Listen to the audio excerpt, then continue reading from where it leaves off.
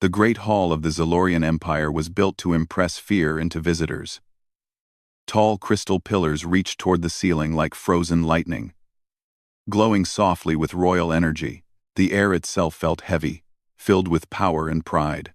This was the court of Queen Velrith, ruler of one of the strongest civilizations in the known galaxy. Queen Velrith sat on her elevated throne, her posture relaxed but commanding. Her silver eyes moved slowly across the gathered council members. Admirals, scholars, nobles, and foreign observers stood in neat lines, waiting for her attention. Few beings in the galaxy dared to meet her gaze for long. Today's session was meant to be routine. Reports from border systems, trade updates, military readiness. But one topic had turned the mood of the court into something close to amusement: humans. A projection floated in the center of the hall, showing images of human ships and soldiers. Compared to the sleek, organic designs of Zalorian vessels, human technology looked rough.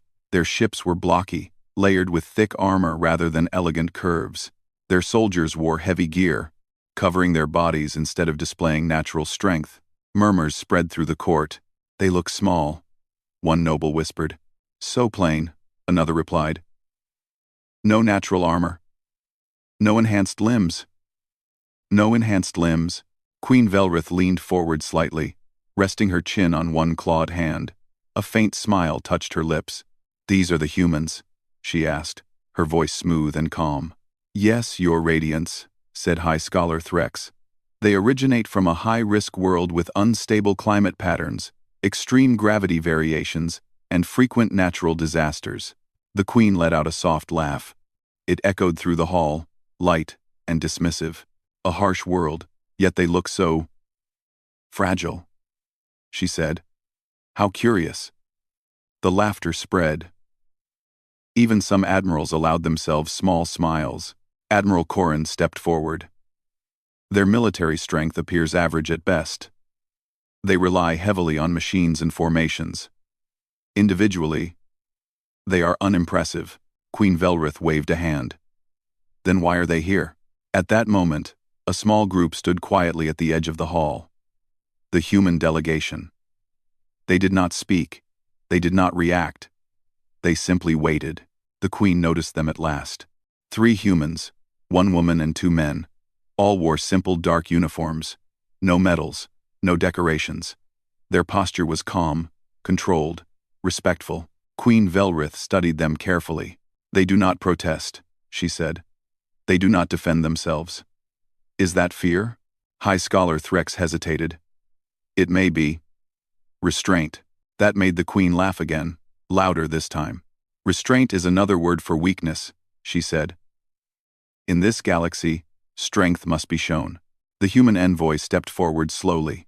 He bowed his head slightly, a gesture learned from other cultures. "We thank the Council for allowing us to observe," he said calmly.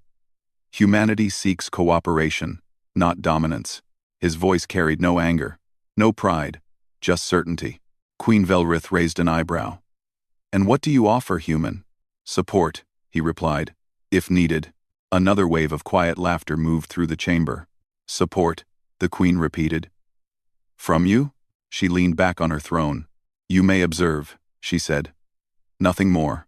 The humans nodded and stepped back without argument. The meeting continued, but not for long. A sharp alarm cut through the hall. The glowing pillars dimmed slightly as emergency lights activated. A military officer rushed forward, breathing hard. "Your Radiance," he said, bowing quickly.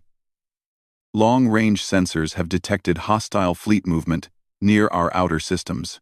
The court instantly fell silent. Queen Velrith straightened. "Identify. Unknown origin. Advanced weapon signatures. Fast adaptation patterns." Admiral Corrin frowned. "Another minor force testing our borders?" "Unclear," the officer replied. "But their numbers are increasing." The Queen stood. "Deploy the 1st and 2nd Defense Fleets," she ordered. "This threat will be removed swiftly." The court relaxed slightly. Confidence returned. The human envoy stepped forward again, carefully. "Your Radiance," he said. "If I may. Our analysts suggest this enemy adapts quickly. We recommend The Queen raised a hand. No, she said firmly. Your concern is noted, human, but unnecessary. She looked down at him, eyes cool. This is not your battle. The human envoy paused, then bowed again. Understood, he said. The humans turned and walked away from the center of the hall. But they did not leave the system. Far beyond the palace, space began to fill with movement. Zalorian warships surged forward in perfect formation. Their designs were beautiful, their weapons powerful, their crews confident. They had defeated countless enemies before. The first clash began at the edge of the star system. At first, everything went as expected. Zalorian weapons struck true. Enemy ships were damaged. The court received early reports of success. Queen Velrith watched the tactical display from her command balcony, calm and satisfied. Then, the reports changed. Enemy vessels altering patterns. They are avoiding standard engagement zones. They are targeting supply lines. Admiral Corrin's confidence faded slightly. They learn quickly. More alerts followed. Our forward fleet is under pressure. They are bypassing command relays. Queen Velrith frowned. This was unexpected. Still, she remained composed. Adjust formations, she ordered. Maintain doctrine. The Zalorian fleets obeyed perfectly. The enemy adapted again. Within hours, damage reports began to stack up. Not catastrophic, but concerning. Ships disabled. Crews stranded. Evacuation corridors narrowing. Queen Velrith clenched her claws against the arm of her throne. How? She asked quietly. That was when a new signal appeared on the display. Multiple small signatures entering the battle zone. Human ships. They did not arrive in neat lines. They spread out, moving at odd angles, using debris fields and gravity shadows. They did not announce themselves. They simply acted. Queen Velrith stared. What are they doing? She demanded. Admiral Corrin hesitated. They are inserting themselves between our damaged vessels and the enemy. On the display, a human ship took a direct hit meant for a drifting Zalorian cruiser. Another human vessel moved instantly to cover it, pushing the damaged ship toward safety. They are not attacking the enemy directly, the Queen said slowly. No, the Admiral replied. They are protecting our retreat paths. The Queen's laughter from earlier echoed faintly in her memory. The humans she had dismissed as weak were moving into the most dangerous parts of the battlefield without hesitation. She watched as one human formation held a collapsing defense line, buying time for alien civilians and wounded crews to escape. They did not retreat when damaged. They adjusted. They endured. For the first time that day, Queen Velrith felt something unfamiliar tighten in her chest. Silence. The Queen leaned forward, eyes locked on the display. Continue observing, she said quietly. And far out in the dark of space, humanity had just begun to show the galaxy what weakness truly looked like. The battle did not slow. If anything, it grew heavier, like a storm that refused to pass. Queen Velrith remained standing at the command balcony, her silver eyes fixed on the vast display of space beyond the palace. What she saw no longer matched the confidence she had felt earlier that day. The Zalorian fleets were still strong, still disciplined, but something had changed. The enemy no longer fought as expected, and the battlefield no longer followed tradition. Human ships moved like scattered sparks across the darkness. They did not hold strict lines. They did not wait for perfect orders. They reacted instantly, turning, accelerating, and shifting paths in ways that confused both enemy sensors and Zalorian observers. They are improvising, Admiral Corrin said quietly. Queen Velrith did not answer at first. She watched as a human vessel drifted behind a damaged Zalorian cruiser, matching its speed, shielding it from incoming fire. When the cruiser finally reached safety, the human ship did not celebrate or pause. It turned and moved back into danger. They keep returning, the Queen said softly. Yes, the Admiral replied. Even when damaged, reports continued to arrive from across the battle zone. Human units are reinforcing weak points. Human pilots are coordinating without central command. Human ground teams have secured evacuation platforms. Queen Velrith's claws tightened. Why? She asked. They were not ordered to do this. The Admiral hesitated. They act as if it is normal. Normal. On one of the smaller displays, a live feed appeared from inside a human ship. The interior was tight and functional. Crew members moved calmly, speaking in short, clear phrases. There was no shouting, no panic, only focus. One officer noticed a warning signal. "Shield strain rising," he said. Another nodded.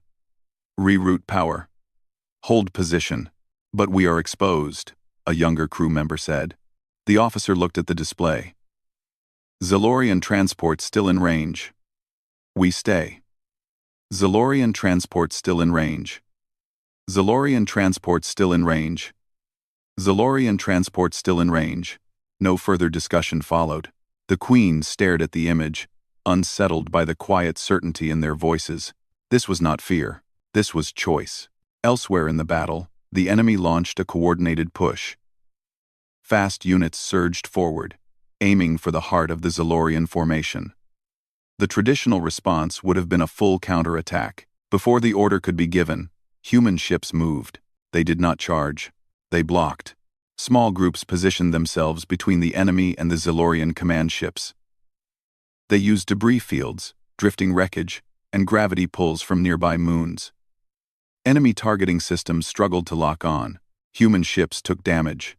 Some lost engines, others lost shields. Still, they held. Queen Velrith felt something twist inside her chest. She had always believed strength meant overpowering an enemy, breaking them, forcing them to kneel. But humans did not seek to break. They sought to hold. "Why do they not retreat?" she asked. Admiral Corrin answered slowly. "Because if they do, others fall." The Queen turned to him sharply. "That is not how wars are won." "No," he agreed. "But it is how lives are saved." The enemy push finally slowed, unable to break through the shifting human defense. Zalorian ships regrouped, forming behind the unexpected shield provided by human forces. For the first time, alien crews felt something new: relief. A Zalorian captain sent a transmission without thinking. "Human unit," she said, voice shaking slightly. "We are clear. You may withdraw." There was a pause. Then a human voice replied, calm and steady. "Copy that. We'll hold a bit longer, just in case." Queen Velrith closed her eyes for a brief moment. When she opened them again, her voice was quieter. "Open a channel to the human command," she ordered. The command staff exchanged surprised looks but obeyed. A human commander appeared on the screen. His face showed exhaustion, but his eyes were alert. "This is Queen Velrith of the Zalorian Empire," she said. "You were told this was not your battle." "Yes," the human commander replied respectfully. "Then why are you still here?" she asked. He did not hesitate. "Because you are our allies now," he said. "And allies don't leave." The words were simple. No challenge, no pride, just fact.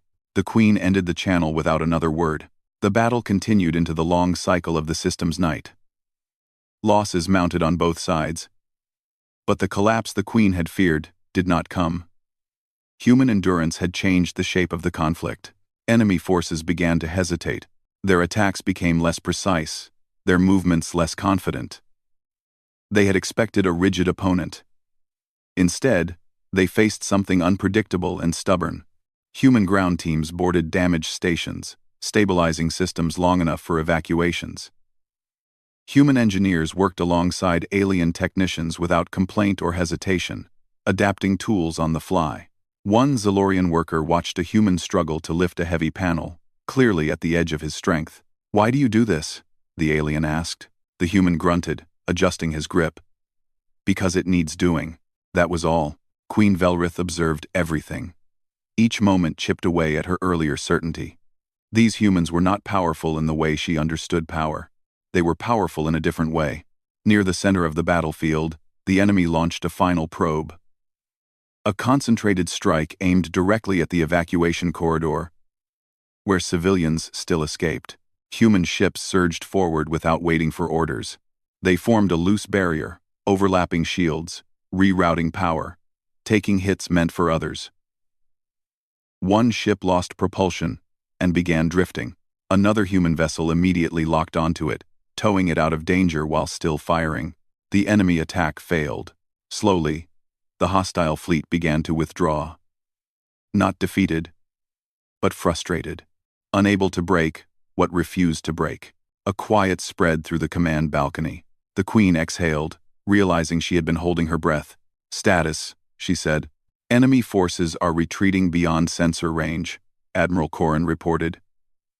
"Our losses are significant, but far less than projected." "And the humans?" she asked. The Admiral glanced at his console. "They suffered damage. Some ships heavily. But none abandoned the field."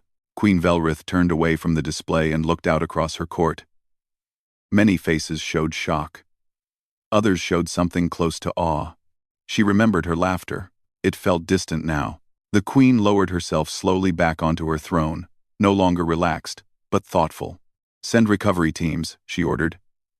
"For all Allied vessels, including human." "Yes, Your Radiance." As the battle quieted, human ships remained, assisting, repairing, guiding survivors. They did not demand thanks. They did not request recognition. They simply stayed. Queen Velrith watched a final image on the display. A human ship, scarred and damaged, drifting gently beside a Zalorian cruiser, as repair lights flickered between them. Weak. That was the word she had used. The Queen's claws rested still on the arms of her throne. She did not laugh. And for the first time since taking the crown, Queen Velrith wondered if she had misunderstood strength her entire life. Far beyond the palace, the humans prepared for whatever came next, unaware that something far more important than a battle had already shifted. The Queen's belief. Across the damaged star system, broken ships drifted slowly, surrounded by blinking repair lights. Rescue craft moved back and forth, collecting survivors and stabilizing failing systems. The enemy fleet was gone for now, but everyone knew it would return. What mattered was what had changed in its absence. Queen Velrith stood alone at the edge of the command balcony. The glow of the stars reflected in her silver eyes as she watched human ships continue to work. They should have withdrawn. Their task was complete, yet they remained, assisting without request or reward. She turned as Admiral Corrin approached. "Our analysts have finished reviewing the battle data," he said. "And?" the Queen asked. "They confirm what we observed. Human forces did not follow standard doctrine. They adapted constantly. Small units acted independently, yet in harmony. Their reaction speed increased as conditions worsened." The Queen nodded slowly. "Stress strengthens them," she said. "Yes," the Admiral replied. "It appears so." A pause followed. "There is more," he added. "Enemy signals intercepted during their retreat indicate confusion. They could not predict human behavior. They expected collapse." The Queen's gaze returned to the stars. "So did I," she said quietly. Another alert chimed through the command center. Not an alarm, but a warning. Enemy activity detected. Multiple signatures, larger than before. Admiral Corrin stiffened. "They are returning." The Queen did not hesitate. "Summon the human commander," she said. Moments later, the familiar human face appeared on the display. He looked more tired now, dark marks under his eyes, but his posture remained steady. "You asked for us, Your Radiance?" he said. "Yes," the Queen replied. "The enemy is coming back, stronger. This time, I want your assessment." The human commander nodded. "They will try to break us quickly. They believe delay favors us." "And does it?" she asked. "Yes," he answered simply. "Because every minute we hold, we adapt. And they don't." The Queen studied him. "What do you need?" she asked. The words surprised the court. The human commander did not smile. "Freedom to act, trust, and clear priorities." The Queen took a breath. "You have them," she said. Across the command center, Zalorian officers exchanged stunned looks. The second battle began faster than the first. The enemy fleet surged in from multiple vectors, striking at key systems. Their movements were sharper, more aggressive. They had learned from their failure. So had the humans. Human ships moved first this time. They spread wide, pulling enemy attention, drawing attacks away from critical stations. Zalorian fleets followed, adjusting formations not to tradition, but to human movement. For the first time, the Zalorian Empire did not lead the battle. They followed. Human ground teams deployed onto stations under threat. They moved through damaged corridors with calm focus, restoring power, sealing breaches, guiding civilians to safety. They worked alongside Zalorian crews without concern for rank or species. One young Zalorian engineer watched a human struggle to stay upright after hours of work. "You are injured," she said. "You should rest." The human shook his head. "Later." "Why not now?" He paused, then pointed toward the evacuation route. "Because they haven't rested yet." The engineer said nothing after that. In space, the enemy launched its strongest attack. A concentrated force aimed directly at the command hub where Queen Velrith watched. The Queen felt no fear, only focus. Human ships moved to intercept, forming a loose but layered defense. When one line weakened, another filled the gap. When one ship faltered, another stepped in without being asked. They did not shout orders. They trusted.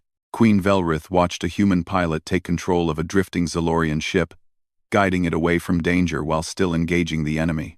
"They place themselves in danger without command," Admiral Corrin said. "Yes," the Queen replied. "Because they believe someone else will do the same for them." The enemy began to press harder. They adapted their weapons, pushing through defenses. The pressure grew heavy. Human ships took more damage. Still, they did not retreat. A human commander sent a short transmission. "Center line is weakening." "We can hold, but not forever." Queen Velrith stood. "Then we hold with you," she said. Zalorian fleets surged forward. Not in perfect formation, but in flexible support. They mirrored human tactics. Covering, shifting, adapting. Something incredible happened. The Zalorian crews fought better. Without rigid structure, they responded faster. Without fear of failure, they took initiative. The humans had changed more than the battle. They had changed the Empire. The enemy did not expect this. Their attacks began to fail. Their formations broke down under unpredictable resistance. They could not find a weak point that stayed weak. At the height of the conflict, an enemy strike slipped through, targeting a cluster of civilian transports. Human ships moved instantly, placing themselves between the threat and the helpless vessels. One human ship lost power completely, drifting into the path of the attack. Without hesitation, two Zalorian ships moved to shield it. Queen Velrith's breath caught. "They are protecting the humans," she whispered. Admiral Corrin nodded. "Because the humans protected them first." The enemy assault collapsed. This time, the retreat was not slow or careful. It was desperate. Silence returned to the system, deeper than before. Queen Velrith remained standing long after the reports ended. Her court waited, uncertain. She finally spoke. "Bring the human commander here," she said. Later, in a quiet chamber overlooking the stars, the Queen met him face to face. "You come from a world of struggle," she said. "Yes," he replied. "And yet you still choose to stand for others," she continued. "Why?" The human considered this. "Because if we don't," he said, "we remember what it feels like when no one stands for us." The Queen closed her eyes. She remembered her laughter. When she opened them again, her voice was steady. "I misjudged your kind," she said. "I mistook endurance for weakness." The human said nothing. "You have shown my empire something it forgot," she continued. "That strength is not shown by who stands above others, but by who stands beside them." "That's 5. She bowed her head slightly, a gesture of respect. The human commander returned it. Outside, human and Zalorian ships worked together in the quiet aftermath, repairing, rebuilding, preparing. The enemy was gone, but the real victory had already been won. Queen Velrith watched the stars and understood the truth at last. Humanity was not weak, they were unbreakable. And the galaxy was only beginning to understand why. The battle was over, but its meaning continued to spread through the Zalorian Empire like quiet light. Days passed as damaged stations were repaired, and ships returned from the edge of destruction. Recovery fleets moved carefully through space, guided by both human and Zalorian crews working side by side. There were no cheers, no grand displays of victory, only steady work and shared purpose. Queen Velrith watched from the high observation deck of the palace. Below her, human ships prepared to depart. Many were scarred, marked by the cost they had paid, yet they moved with calm efficiency, never asking for reward. The queen felt a weight in her chest she had never known before. It was not fear. It was understanding. She summoned her full court. The great hall filled once more with nobles, admirals, scholars, and envoys from many worlds. At the far end of the chamber stood the human delegation. Quiet as always, Queen Velrith rose from her throne, her voice carried across the hall, clear and steady. "Before this court," she said, "I once laughed at humanity." A murmur spread through the chamber. "I believed strength was shown by power alone," she continued. "By perfection. By dominance." She turned, looking directly at the humans. "I was wrong." The hall fell completely silent. When our defenses failed, humans did not retreat. When danger grew, they did not hesitate. When lives were at risk, they stood in the way without being asked. The queen stepped down from her throne. Gasps echoed softly. Zalorian rulers did not leave their throne during court. She walked slowly until she stood before the human commander. "You were invited as observers," she said. "Yet you became our shield." The human commander bowed his head slightly. "We did what was needed." Queen Velrith lowered herself into a formal bow. A bow of equal respect. The hall froze. "From this day forward," the queen said, rising, "humanity is recognized as a true ally of the Xalorian Empire. Not for their weapons, not for their ships, but for their resolve." The court erupted in voices, but the queen raised a hand, silencing them. "Let it be known across the stars," she said, "that those who stand beside humanity will never stand alone." The human delegation did not cheer. They simply nodded. Later, as the court dispersed, Queen Velrith met privately with her advisors. "The enemy will return," Admiral Corrin said. "They will not forget this defeat." The queen nodded. "Nor should they." She turned her gaze toward the stars. "They believed humans would break," she said. "Now they know better." Outside the palace, the final human ships prepared to leave the system. Zalorian escorts formed around them. Not as guards, but as companions. A young Zalorian officer approached a human pilot before departure. "I once thought your kind weak," the officer said quietly. The human smiled faintly. "A lot of people do." "Will you return if we call?" the officer asked. The human did not answer immediately. He looked at the ships around them, at the mixed crews working together. "Yes," he said. "We always do." As the human fleet jumped away, Queen Velrith felt no loss, only certainty. Weeks later, reports spread through neighboring systems. Stories told by survivors, traders, and observers. Stories of humans who held lines that should have fallen, of humans who stayed when others fled, of humans who endured without praise. The galaxy listened. Old assumptions began to crumble. Some species approached humanity with caution, others with curiosity, a few with fear. Queen Velrith watched these changes unfold with quiet pride. She had learned something rare, that true strength did not demand respect, it earned it. On a distant frontier, the enemy regrouped. Their leaders reviewed data again and again, trying to understand what had gone wrong. Human ships were smaller, human bodies were softer, human weapons were unremarkable, and yet, they had failed. One question echoed among them. Why did the humans not break? The answer lay far from charts and numbers.